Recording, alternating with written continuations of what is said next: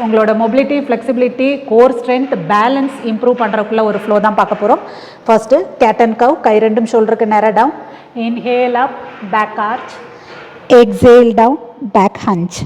Inhale up, exhale down பண்ணும்போது உங்களோட chin போய் செஸ்ட்டில் டச் ஆகிற வரைக்கும் நல்ல back hunch. Inhale up, exhale down. இது ஒரு 10 டைம்ஸ் பண்ணிக்கோங்க. அதுக்கப்புறமா நீங்கள் ஃபஸ்ட்டு வேரியேஷனாக alternate கையும் காலையும் ஸ்ட்ரெச் பண்ணுறீங்க. Slow and steady, core tight, abs tight. அடுத்து இதையுமே ஒரு 10 டைம்ஸ் பண்ணிக்கிறோம். First cat and cow 10 time பண்ணோம். அடுத்து ஆல்டர்னேட் ஸ்ட்ரெச்சை 10 டைம்ஸ் பண்ணிக்கிறோம். அதுக்கடுத்து வேரியேஷன் ஆல்டர்னேட் ஸ்ட்ரெச் பண்ணிவிட்டு அப்படியே கொண்டு போய் காலை ஃபோல்ட் பண்ணி கை வச்சு போய் டச் பண்ணுறோம்.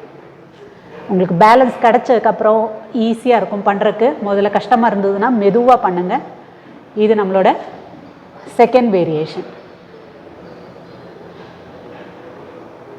தேர்ட் வேரியேஷன் இதே ஸ்ட்ரெச் பண்ணிவிட்டு கையவும் சைடில், காலவும் சைடில் எவ்வளோ முடியுதோ ஸ்ட்ரெச் பண்ணுறீங்க. ஆல்டர்னேட் ஸ்ட்ரெச், காலும் சைடில், கையும் சைடில், then down. Last time alternate stretch, கை சைடில், கால் சைடில், தென் டவுன். ஒவ்வொரு வேரியேஷனையும் 10 டைம்ஸ் பண்ணிக்கோங்க. அப்படியே ஒரு 5 செட்ஸ் ட்ரை பண்ணி பாருங்கள். இதே மாதிரி நிறைய வீடியோஸ்க்கு என்னைய ஃபாலோ பண்ணுங்கள்.